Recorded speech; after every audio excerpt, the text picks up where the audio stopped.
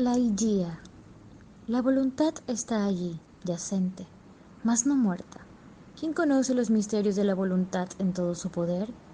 Porque Dios es solamente una inmensa voluntad dominando todas las cosas por virtud de su intensidad. El hombre no es vencido por los ángeles, ni siquiera por la muerte completamente, sino en razón de la flaqueza de su frágil voluntad. Joseph Glanville. No podría, por mi ánima, recordar cómo, cuándo ni dónde exactamente conocí a Lady Ligeia. Han transcurrido muchos años desde entonces, y mi memoria se ha debilitado con los sufrimientos. O tal vez me es imposible rememorarlo ahora porque, en realidad, la personalidad de mi amada, su raro talento, el sereno y singular carácter de su belleza y la penetrante y avasalladora elocuencia de su voz velada y musical se abrieron paso hasta mi corazón en forma tan rápida y furtiva que, sin duda alguna, aquellos incidentes pasaron desapercibidos o ignorados. Creo, sin embargo, que la encontré por primera vez y más a menudo en alguna grande, antigua y decadente ciudad en las cercanías del Rin. Seguramente debo haberla oído hablar de su familia, y no cabe duda de que se remontaba a una gran antigüedad. La Igía, sumido en estudios de naturaleza tal que debilitan todas las impresiones del mundo exterior, solo esta dulce palabra, la Igía, tiene el poder de hacer brotar ante mis ojos por medio de la fantasía la imagen de aquella que ya no existe.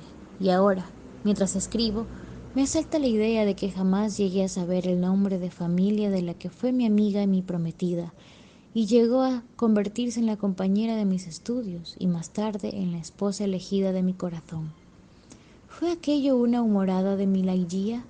¿Exigió acaso como prueba de la intensidad de mi afecto que no hiciera yo investigación alguna a este respecto?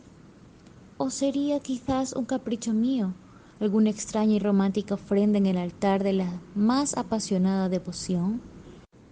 Apenas tengo la confusa reminiscencia del hecho en sí mismo. ¿Cómo puede maravillar que haya olvidado por completo las circunstancias que lo originaron?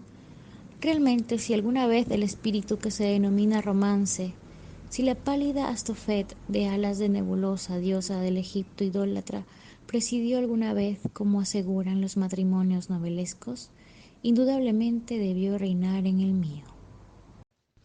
Hay, sin embargo, un tema predilecto de mi corazón en el que mi memoria jamás falla.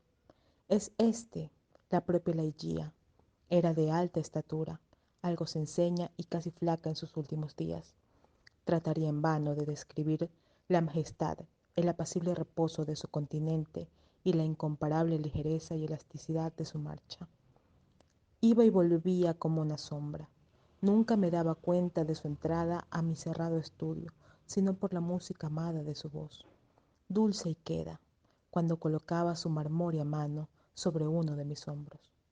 Ninguna doncella igualó jamás la hermosura de su semblante. Era la irradiación de un sueño de opio, una aérea y espiritual visión, más extraordinariamente divina que todas las fantasías que poblaban los ensueños de las hijas de Delos.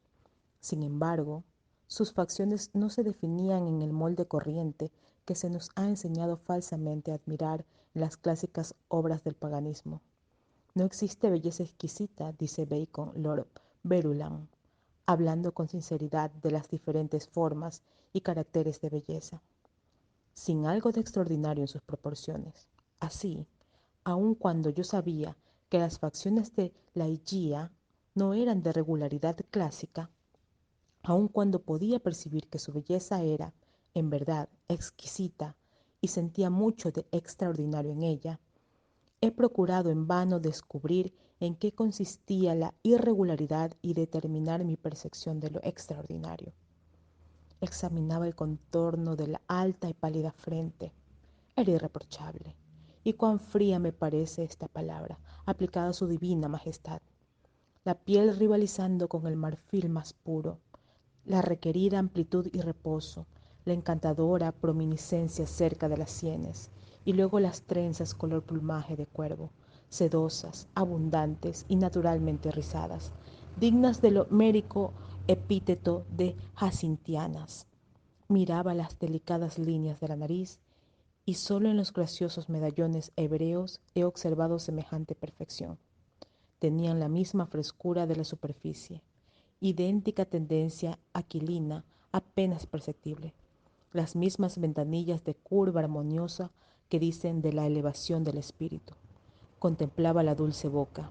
Allí se fijaba, en verdad, el triunfo de todo lo divino, la soberbia curva del labio superior, la suave y voluptuosa indolencia del inferior, los hoyuelos que regocijaban y el color que hablaba, los dientes resplandeciendo detrás con brillantez casi asombrosa y reflejando rayos de luz inmaculada en su sonrisa serena y plácida, a la par que incomparablemente radiante y embriagadora entre todas las sonrisas.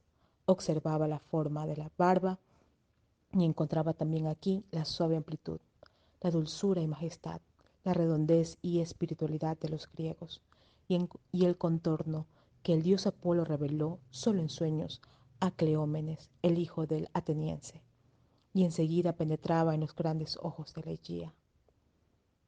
No había modelos de ojos en la remota antigüedad. Puede ser también que en aquellos ojos de mi amada residiera el secreto que alude Lord Verulam.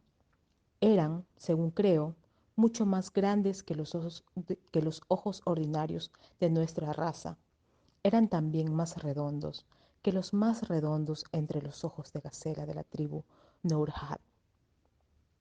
Sin embargo, solo intervalos, en momentos de intensa excitación, se notaba esta peculiaridad en la Egea, y en aquellos momentos su belleza parecía, quizá únicamente en mi exaltada fantasía, como la hermosura de seres ultraterrenales, como la hermosura fabulosa de las huríes de los turcos.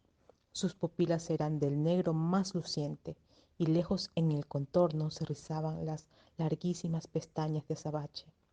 Las cejas de dibujo ligeramente irregular eran de igual color. Lo que, lo que encontraba yo de extraordinario en los ojos de la guía consistía, sin embargo, en algo de naturaleza diferente de la forma, el color o la brillantez. Algo que después de todo me veo obligado a referir a la expresión A, palabras sin significado, tras de cuya vasta amplitud de sonidos atrincheramos nuestra ignorancia de lo espiritual. La expresión de los ojos de la guía. Cuánto he meditado acerca de esto durante horas enteras, cuánto he luchado por evocarla en el transcurso de toda una noche de verano. ¿Qué era aquello? Aquello más profundo que el manantial de Demócrito, aquello que había lejos, muy lejos dentro de las pupilas de mi adorada. ¿Qué era aquello? Estaba poseído de la pasión de escudriñarlo. Aquellos orbes inmensos, brillantes, divinos, llegaron a convertirse para mí en las estrellas gemelas de Leda y yo, para ellas, en el más apasionado de los astrólogos. No hay sensación más irritante entre las mil anomalías de la mente que el hecho que jamás se ha prestado atención en los colegios, según creo, de que en el esfuerzo para rememorar cualquiera cosa olvidada por largo tiempo, llegamos a menudo hasta el borde mismo de la reminiscencia, sin poder al cabo traer a la memoria lo que deseamos. Así, cuán frecuentemente, durante el curso de un intenso escrutinio de los ojos de la guía, sentía que me aproximaba al conocimiento pleno de su expresión. Lo sentía cerca, pero no en mi poder aún, y al fin volvía a escaparse por completo. Oh extrañeza, oh misterio entre todos. Encontraba en los objetos más comunes del universo un círculo de analogías con esta expresión. Quiero decir que en el período subsecuente a la toma de posesión de mi espíritu por la hermosura de la Higía, que reinaba allí como en un trono, experimentaba al contacto de muchas existencias del mundo material un sentimiento semejante al que me producían siempre sus inmensas y luminosas pupilas.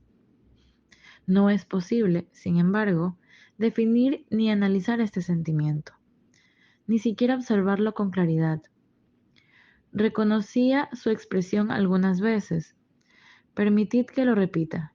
En el rápido desarrollo de una vid, en la contemplación de una falena, una mariposa, una crisálida, un arroyo de agua corriente. La he sentido en el océano, en la caída de un meteoro. La he encontrado en la mirada de personas de mucha edad, y hay en los cielos una o dos estrellas, una especialmente de sexta magnitud, doble y cambiante, que se encuentra cerca de la estrella mayor de Lira, en la cual, en medio de un examen telescópico, me di cuenta también de este sentimiento. Me he sentido lleno de una fuerza al escuchar ciertos sones de instrumentos de cuerda, y muchas veces leyendo determinados pasajes de algunos libros. Recuerdo muy bien un trozo de una obra de Joseph Glanville que, quizá simplemente en razón de su originalidad, ¿quién podría decirlo?, nunca dejaba de inspirarme el mismo sentimiento. La voluntad está allí, yacente, mas no muerta. ¿Quién conoce los misterios de la voluntad en todo su poder? Porque Dios es solamente una inmensa voluntad dominando todas las cosas por virtud de su inmensidad. El hombre no es vencido por los ángeles, ni siquiera por la muerte completamente, sino en razón de la flaqueza de su frágil voluntad. Un lapso de varios años, la reflexión consiguiente me han permitido trazar una remota relación entre este pasaje del moralista inglés y una faz del carácter de la Higía. Cierta intensidad de pensamiento, acción o palabra era quizá en ella el resultado, o el indicio por lo menos, de aquella enorme fuerza de voluntad que durante nuestras largas relaciones no encontró oportunidad de demostrar su existencia de manera más palpable. Entre todas las mujeres que he conocido, ella, la exteriormente tranquila, la siempre plácida Ligeia, era presa con mayor violencia de los buitres tumultuosos de la pasión devoradora, y sólo podía yo formarme idea del alcance de aquella pasión por la milagrosa dilatación de sus ojos que a la vez me deleitaba y amedrentaba, por la mágica melodía, modulación, claridad y dulzura de su voz, muy queda, y por la apasionada energía de las ardientes palabras que pronunciaba, doblemente conmovedoras por el contraste de su manera de proferirlas. He hablado de los conocimientos de la guía. Eran inmensos, como jamás pudiera imaginarlos en ninguna mujer. Era profundamente instruida en los idiomas clásicos y nunca la sorprendí en falta en los modernos lenguajes de Europa, hasta donde mis conocimientos alcanzaban. A decir verdad, ¿se equivocó alguna vez la guía, aún en los temas más admirados por cuanto más abstrusos de la jactanciosa erudición académica? Cuán maravillosa, cuán extraordinariamente se ha definido para mí este lado de su naturaleza, tan solo en los últimos tiempos. Decía que su saber era tan vasto como jamás pude suponerlo en una mujer. Mas ¿dónde existe el hombre que, como ella, haya atravesado triunfalmente los vastos dominios de la ciencia moral, de la física y de las matemáticas? Yo no comprendí entonces lo que ahora percibo con toda claridad, que los conocimientos de la Ligeia eran gigantescos, asombrosos. Sin embargo, sabía bastante de su supremacía moral para renunciar a mi propio criterio con infantil confianza y dejarme guiar por ella en el caótico mundo de las investigaciones metafísicas, en que me ocupaba con gran interés durante los primeros años de nuestro matrimonio. Con qué inmenso triunfo, con qué vívido deleite, con cuanto de todo aquello que es etéreo en la esperanza sentía al inclinarse ella sobre mí en los estudios, sin buscarla ni comprenderla, aquella deliciosa mirada dilatándose por grados ante mis ojos, y a través de cuyo largo, radiante y virgen sendero podría al fin alcanzar la meta de una sabiduría demasiado adorablemente preciosa para no estar vedada a los mortales. Imaginad ahora, cuán agudo sería el pesar con que contemplé años más tarde cómo brotaron alas a mis justas esperanzas y volaron con ella a la inmensidad. Sin la guía, yo era como un niño extraviado tentando en la obscuridad. Su presencia, las lecturas que ella cometía sola, iluminaban vívidamente los innumerables misterios de la ciencia del trascendentalismo en que me hallaba sumergido. Faltándome la lumbre radiante de sus ojos, Los caracteres antes brillantes y dorados volvíanse más opacos que el plomo saturnino. Y aquellos ojos brillaban cada vez menos y con menor frecuencia sobre las páginas que yo leía. La Higía estaba enferma. Los extraños ojos refulgían con resplendor demasiado glorioso. Los pálidos dedos adquirían los tonos de transparente cera de la tumba, y las azules venas de su elevada frente hinchábanse y bajaban impetuosamente impulsos de la más ligera emoción. Veía que la muerte se acercaba, y luché desesperadamente con el inflexible Azrael, y, con gran estupor de mi parte, noté que la lucha de mi apasionada esposa era aún más enérgica que la mía. Muchos rasgos de su altivo carácter me habían dejado la impresión de que la muerte no aportaría para ella sus habituales terrores, pero no era así. Las palabras son impotentes para dar idea exacta de la fortaleza y tesón con que contendió a brazo partido con las sombras. Yo gemía de angustia al contemplar este espectáculo. Hubiera querido suavizar su fin. Hubiera querido razonar, pero en la intensidad de su ardiente anhelo de vivir, solamente vivir, ensayar cualquier solaz o razonamiento habría sido la locura más estupenda. Sin embargo, solo en el último momento, entre las congojas convulsivas de su elevado espíritu, se conmovió la placidez exterior de su continente.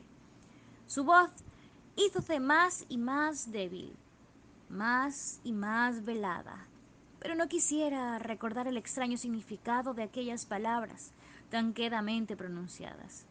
Mi cerebro se extraviaba mientras escuchaba extasiado una melodía sobrenatural, hipótesis y aspiraciones que jamás conoció antes la humanidad. No podía dudar de que la Higía me amaba, y era fácil comprender que en un corazón como el suyo el amor debía reinar con pasión extraordinaria.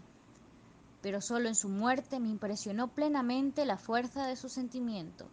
Oprimía mis manos durante largas horas y desplegaba ante los míos los tesoros de su alma, que eran ya idolatría más que apasionada devoción. ¿Qué había hecho yo para merecer la bendición de tales confesiones? ¿Y qué había hecho para merecer el anatema de perder a mi adorada en la hora misma de recibirlas? No puedo soportar detenerme más tiempo en este tema. Séame permitido decir tan solo que, en el abandono tan femenino de la Higía en su amor, ¡ay de mí! Tan poco merecido, tan liberalmente ofrendado, comprendí al fin la razón de su ardiente y salvaje anhelo por aquella vida que ahora se le escapaba con tanta rapidez. Esta violenta aspiración, este extraordinario deseo de vivir, solamente vivir, es lo que me encuentro incapaz de describir. No tengo frases suficientes para expresarlo. A las 12 de la noche en que la Higía desapareció, llamándome perentoriamente a su lado con la cabeza, me pidió que recitara ciertos versos compuestos por ella misma, no hacía muchos días. Obedecí. Los versos eran como sigue. He aquí finalmente una noche de gala, después de los recientes años desolados.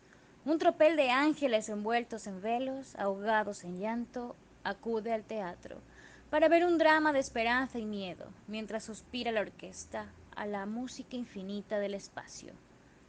Bufones en lo alto con disfraz de dioses, gruñen y murmuran agitándose en continuo y veloz revoloteo. Son solo títeres movidos por seres poderosos e informes que cambian a su antojo el escenario y hacen brotar al golpe de sus alas de cóndor invisible dolor. ¡Oh, el drama abigarrado! ¿Estad seguros de que no lo olvidaréis? Con su fantasma siempre perseguido por una muchedumbre que jamás lo alcanza, siguiendo el mismo eterno círculo que conduce al punto de partida, un drama de locuras y maldades. ¿Y qué tiene el horror por desenlace? Pero ved, entre la algazara de los cómicos y desde los desiertos bastidores, aparece arrastrándose una forma color rojo de sangre. La forma se retuerce devorando a los bufones que padecen angustias espantosas. Y los querubes lloran ante el monstruo que se goza en sangre humana. Apáganse las luces. El drama ha concluido. Sobre las temblorosas formas de la escena, Con rapidez, igual que una borrasca, cae el telón, un paño funerario, y los espíritus tristes y dolientes, al levantar el vuelo, recuerdan que aquel drama trágico es el hombre, y su héroe se llama Gusano, el vencedor.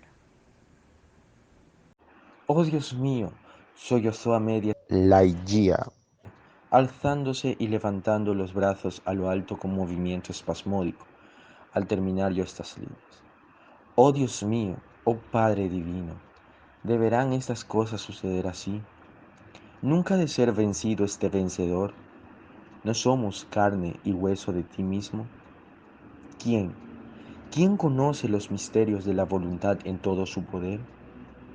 El hombre no es vencido por los ángeles, ni siquiera por la muerte completamente, sino en razón de la flaqueza de su frágil voluntad. Entonces, exhausta por la emoción, dejó caer los blancos brazos y se dirigió solemnemente hacia su lecho de muerte. Y cuando lanzaba sus últimos suspiros, brotó, mezclando con ellos, un murmullo de sus labios. Inclinando mis oídos hasta su boca, dirigí nuevamente las palabras finales del pasaje de Glanville. El hombre no es vencido por los ángeles, ni siquiera por la muerte completamente, sino en razón de la flaqueza de su frágil voluntad. Murió.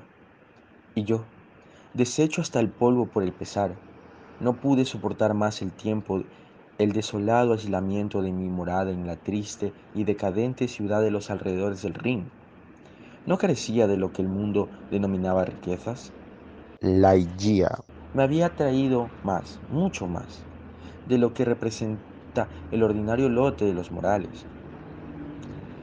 Por consiguiente, después de algunos meses de viajes fastidiosos y sin objeto, compré e hice reparar una abadía, que no nombraré, en uno de los más agrestes y menores frecuentes pasajes de la bella Inglaterra.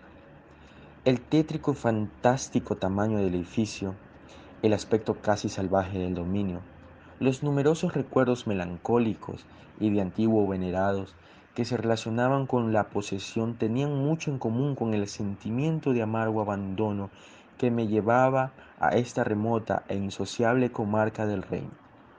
Sin embargo, aun con el exterior de la abadía, con su marchito verdor colgando por todas partes, sufrió pequeña alteración. Me complací, con una especie de perversidad infantil, y tal vez con la débil esperanza de aliviar mis pesares, en desplegar en el interior una magnificencia casi regia.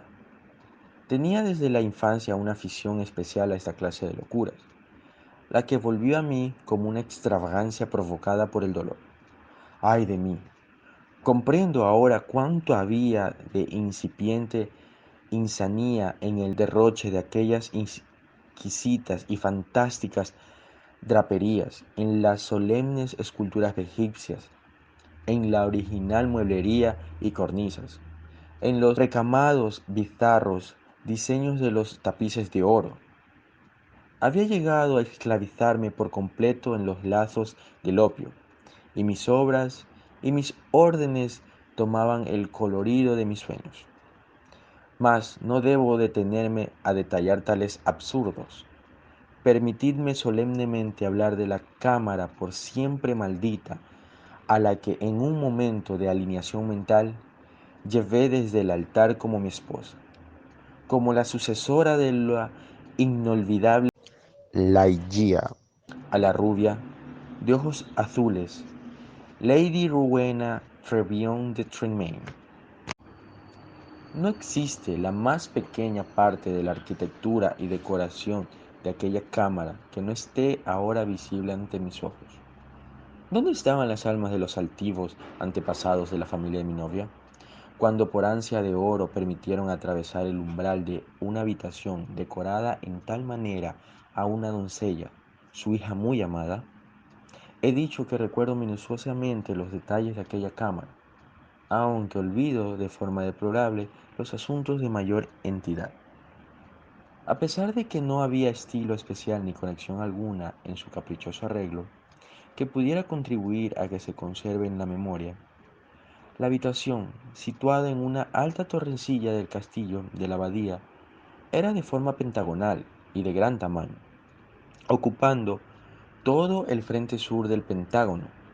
Había una ventana única, una lámina inmensa de cristal pulido de Venecia, un solo trozo de vidrio plomizo, de manera que los rayos del sol o de la luna, al atravesarla, arrojaban un resplandor fantástico sobre los objetos del interior.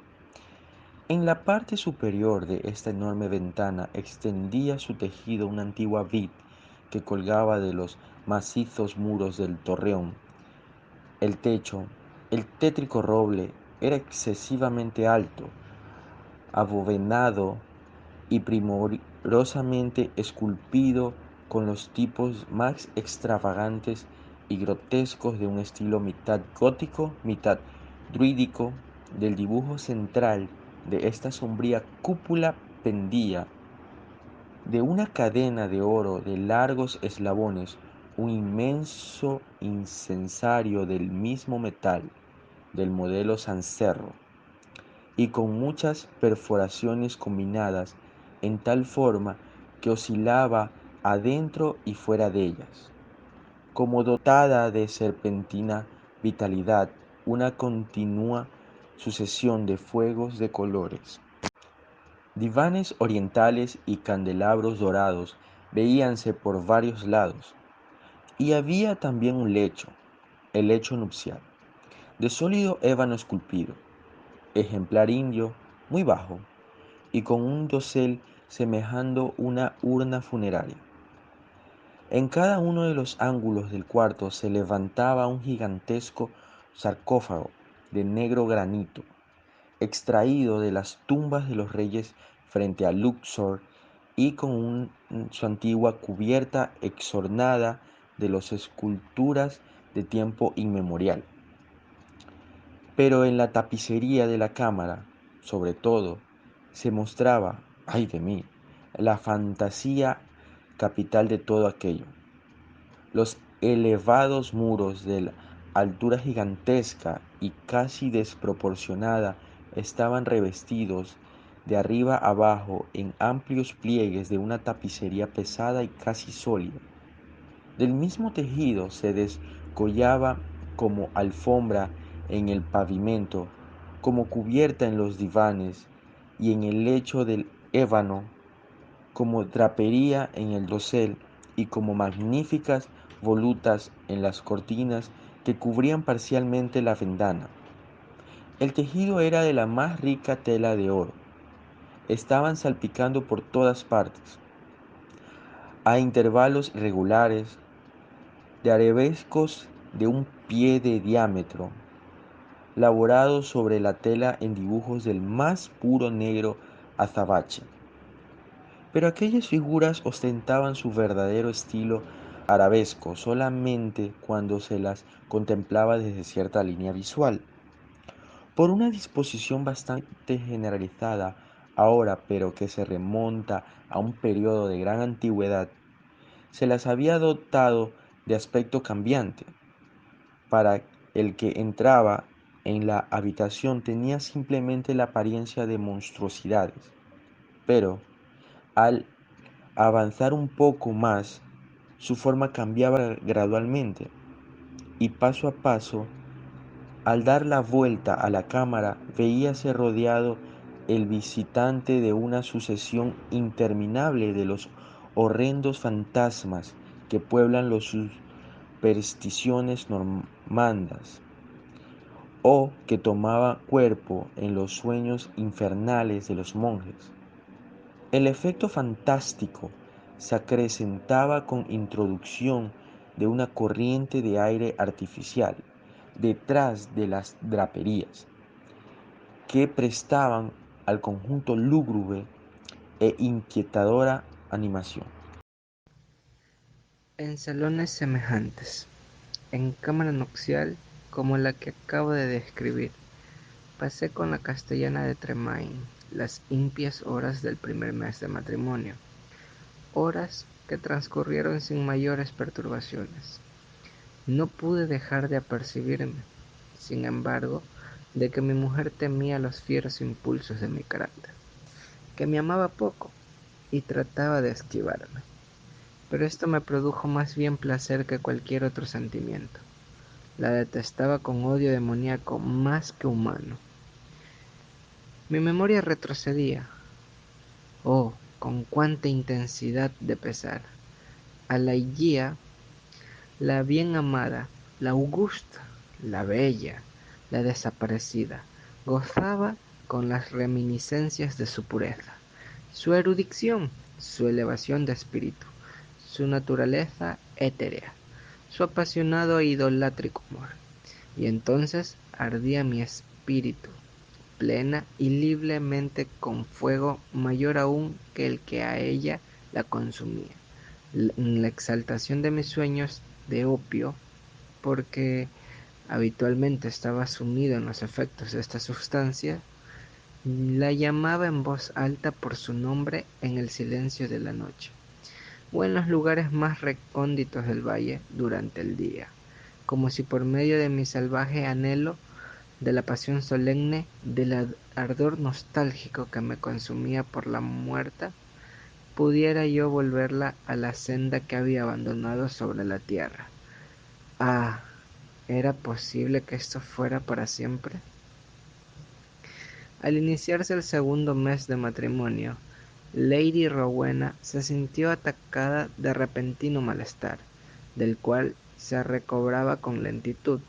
La fiebre que la consumía hacía sus noches intranquilas, y en su inconsciente estado de media vigilia hablaba de ruidos, de movimientos dentro y alrededor de la cámara de la torrecilla, lo cual deduje yo que no tenía otro origen que el desarreglo de su mente, o quizá la influencia fantasmagórica de la misma habitación.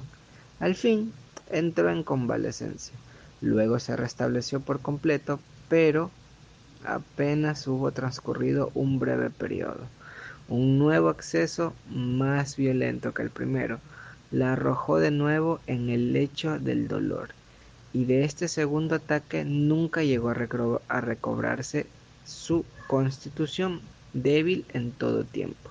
Su enfermedad asumió desde entonces caracteres alarmantes, y la más severa persistencia, desafiando la ciencia y los desvelos de los médicos, con la exacerbación del malestar crónico que la quejaba y que aparentemente había dominado su naturaleza hasta el punto de que era imposible combatirlo con medios humanos.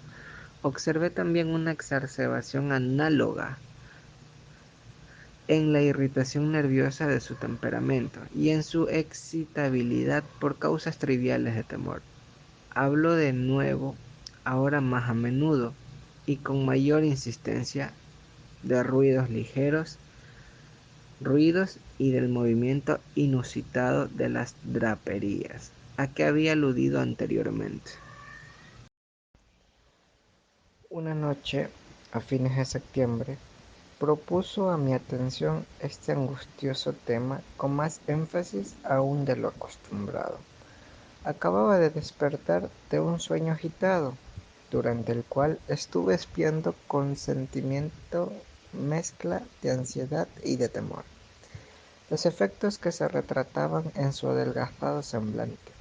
Sentéme al lado del lecho de ébano, sobre uno de los divanes de la India.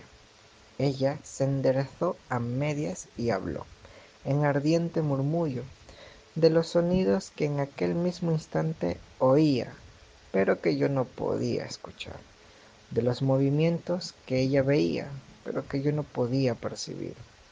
El aire soplaba fuertemente detrás de las draperías y quise demostrarle algo que, dejadme confesarlo, yo mismo no creía por completo. Que aquellos suspiros inarticulados y aquellas suaves variaciones de las figuras sobre el muro no eran sino los efectos naturales y ordinarios de las ráfagas de aire. Pero una palidez mortal, extendiéndose sobre su rostro, vino a probarme que eran infructuosos mis esfuerzos para tranquilizarla. Parecía que estaba a punto de desfallecer, y no había criados al alcance de la voz. Recordé el sitio donde se había depositado una ánfora de vino ligero ordenado por los médicos y me apresuré a atravesar el aposento para procurárselo. Pero al detenerme debajo de la luz del incensario, dos circunstancias de naturaleza sorprendente atrajeron mi atención. Sentí que algún objeto palpable, aunque invisible, había pasado ligeramente cerca de mí y observé sobre la dorada alfombra, en el centro precisamente del resplandor suntuoso del incensario, una sombra débil, vaga, angelical, algo semejante a lo que podría definirse como la sombra de una sombra. Pero yo estaba aturdido, con los efectos de una dosis exagerada de opio, y no me preocupé de estas cosas, ni hablé de ellas a Rowena. Habiendo encontrado el vino, crucé de nuevo la habitación, llené una copa y la aproximé a los labios de la desfalleciente señora. Habíase recobrado un tanto, sin embargo, y ella misma cogió el vaso mientras yo me hundía en un diván cercano con los ojos fijos en su semblante.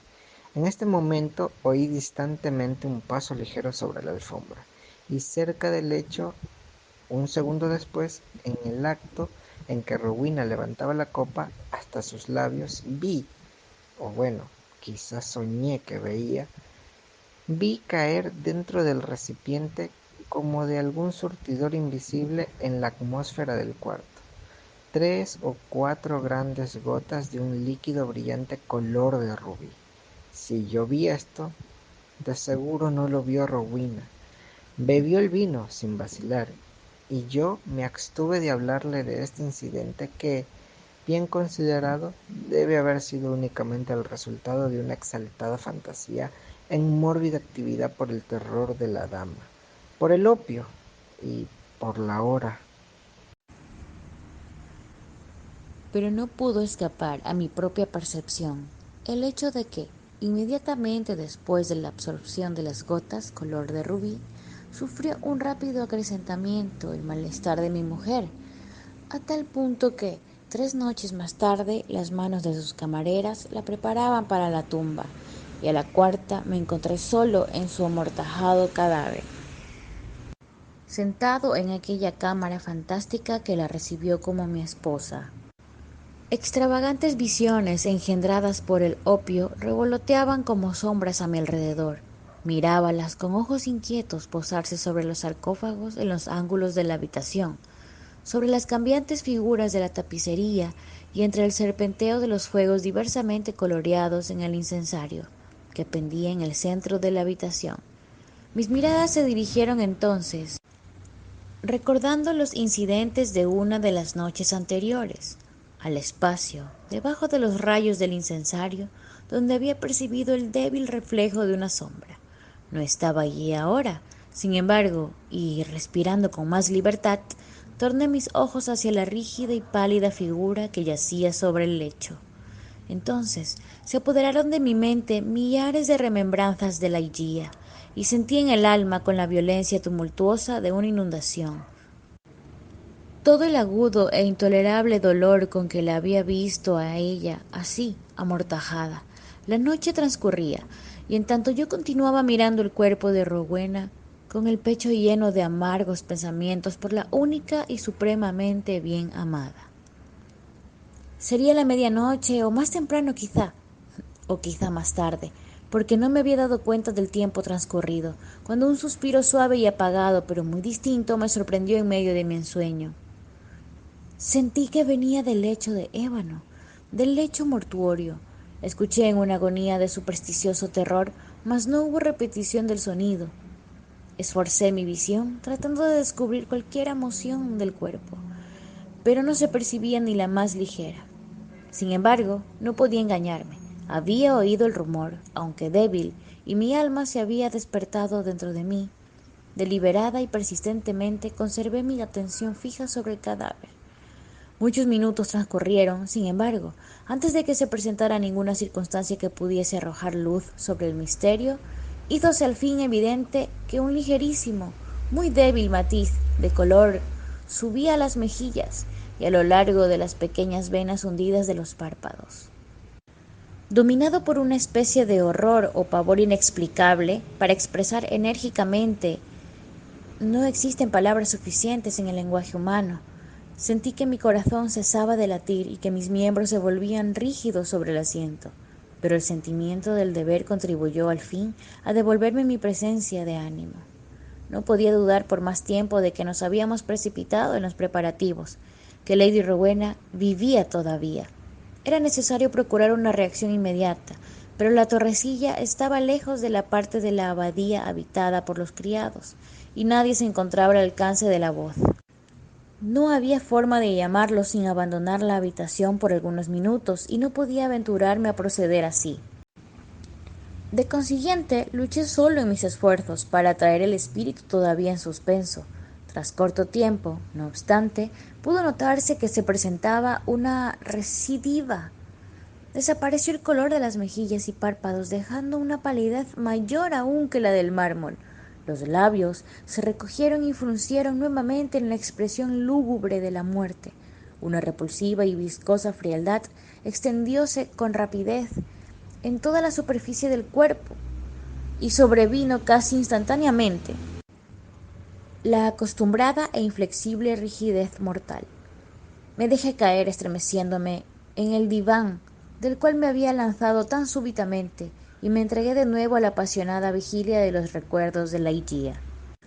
Una hora transcurrió de esta manera cuando, ¿sería posible?, oí por segunda vez un vago rumor que partía del lado del lecho. Escuché con horror extremado. El sonido dejóse oír de nuevo. Era un suspiro. Me precipité sobre el cuerpo y vi distantemente un temblor de los labios. Un minuto después abriéronse, descubriendo una hilera de perlados dientes. La admiración luchaba ahora en mi pecho con el terror que antes reinaba como soberano. Sentí que mi vista se obscurecía, que la razón se me escapaba, y debido solo a un violento esfuerzo pude al fin reconquistar el dominio de mis nervios para emprender la tarea que el deber me señalaba. Mostrábase ahora una especie de brillo parcial sobre la frente, las mejillas y la garganta. Un calor perceptible se apoderaba del cuerpo y dejábase sentir asimismo un ligero latido del corazón. La dama vivía, y con ardor redoblado me dediqué a la labor de resucitarla. Golpeé y humedecí sus sienes y sus manos, e hice uso de todos los medios que la experiencia y mis frecuentes lecturas sobre medicina pudieron sugerirme. Pero en vano.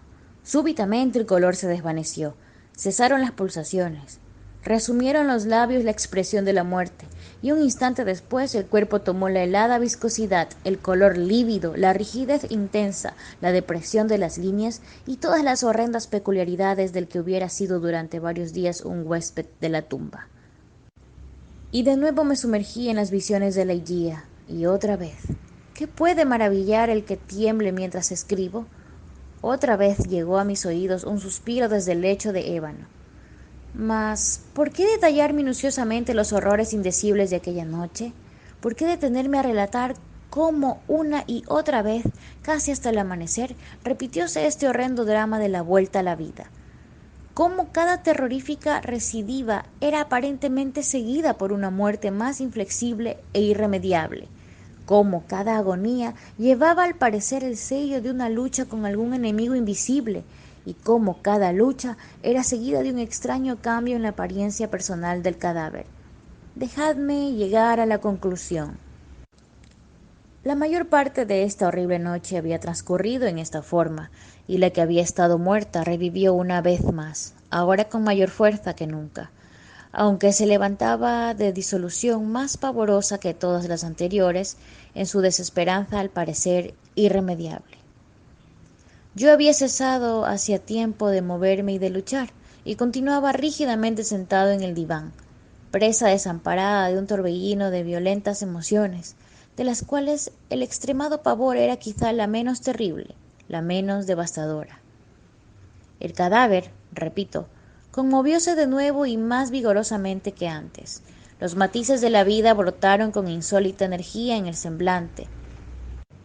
Los matices de la vida brotaron con insólita energía en el semblante. Los miembros se suavizaron, y salvo que los párpados continuaban apretadamente unidos y que los vendajes y draperías funerarias prestaban todavía su sello de ultratumba a la figura, podía soñar que Rowena había escapado positivamente de las garras de la muerte. Pero si aún no hubiese admitido tal idea, era imposible dudarlo más largo tiempo al ver que, levantándose del lecho vacilante, con débiles pasos, los ojos cerrados y semejante a una persona en un acceso de sonambulismo, aquella cosa amortajada avanzó intrépida y palpablemente hasta el centro de la habitación. No temblé, no me moví, porque una multitud de fantasías inenarrables relacionadas con el aire, la estatura, el continente de la figura, se apoderó en tropel de mi cerebro, paralizándome y convirtiéndome en piedra. No me moví, pero contemplé la aparición.